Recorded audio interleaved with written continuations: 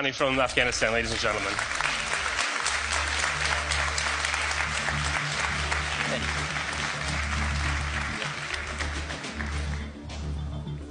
Mr. President, thank you for joining us today. It's a pleasure to be with you. Fred is very hard to refuse. Fred is, he is. To make the short walk from the actual headquarters building to here. I said we'd get right into it, so let's get right into it. You just came from the meeting with NATO partners about Afghanistan. Frankly, something we don't hear much about these days, not especially this week. We heard a lot about Trump and spending and the politics of Europe.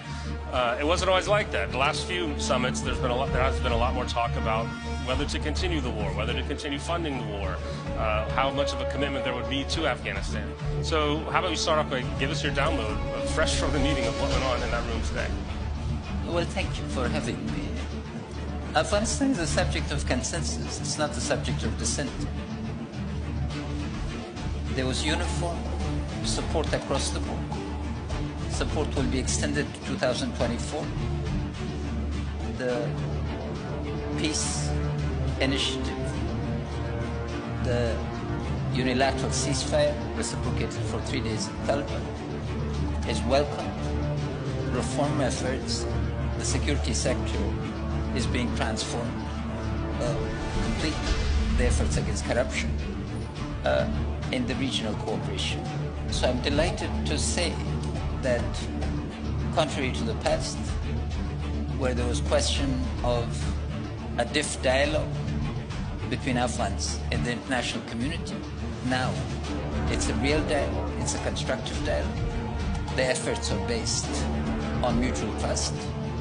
And from President Trump all the way to the last speaker expressed support for our effort and pledged to provide condition-based support rather than time-bound effort, which had characterized past effort. That's right. So was he in the meeting? Yes, of course he spoke. He did, he spoke before the meeting? Yes. And what did he say? He said he thought that the strategy was working, that it was condition-based, that it was a strategy that it both Afghan dimension, but more importantly a South Asia dimension. And he thanked NATO partners for the support that they have provided to make the strategy a success.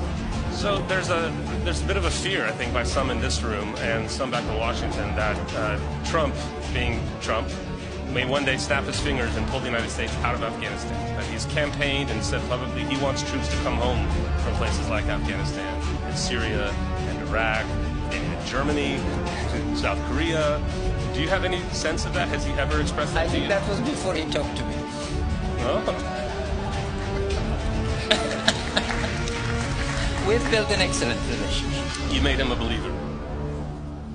No, I mean, the president has a style, and you need to be able to make your case succinctly. And I think I'm proud to say that we've made our case succinctly. And the other is that he looks for the evidence. It's an evidence-based.